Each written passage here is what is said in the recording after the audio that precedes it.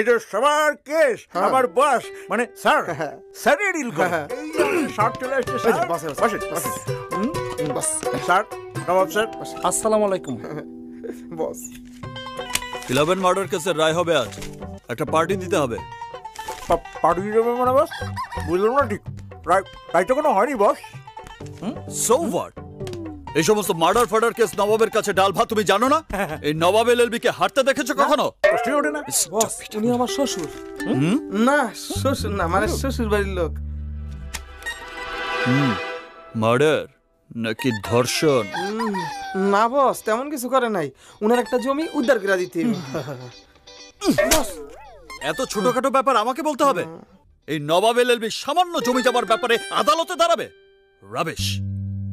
এটা তো আমার 36 নম্বর অ্যাসিস্ট্যান্ট কিরমিনেই পারে কিরমিনে গেটচার ওনার এলাকায় যত হাঙ্কি পাঙ্কি আছে সবাইকে ফোন দাও সবাইকে আমার কথা বলো ওকে স্যার দুদিনের মধ্যে ওনার জায়গা খালি করার ব্যবস্থা করো ঠিক আছে যদি এতেও কাজ না হয় ব্যাপারটা আমি দেখবো জি স্যার আমি এক্ষুনি করতেছি স্যার স্যার সামান্য কিছু চা পানি খাবেন আপনার কষ্ট হলে টাকাটা নিয়ে যান টাকা পয়সা কোনো ফ্যাক্ট না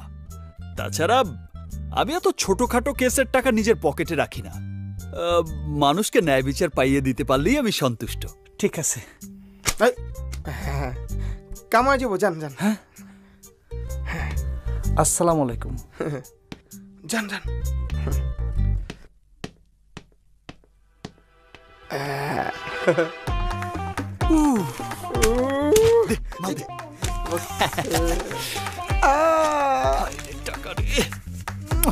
বস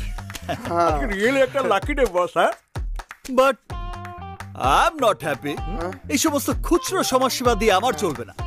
আরো বড় কিছু পেতে হলে জাতির বিবেককে নাড়া দিতে হবে রাইট বস রাইট লোডশেডিং বস সব রেডি তো জি বস চল স্যার আমাদের নেক্সট কেসের ফাইলটা কি রেডি করবো স্যার আপনি কি মনে করেন আপনার এই বিজয়ের মাধ্যমে দেশে ন্যায় বিচার প্রতিষ্ঠা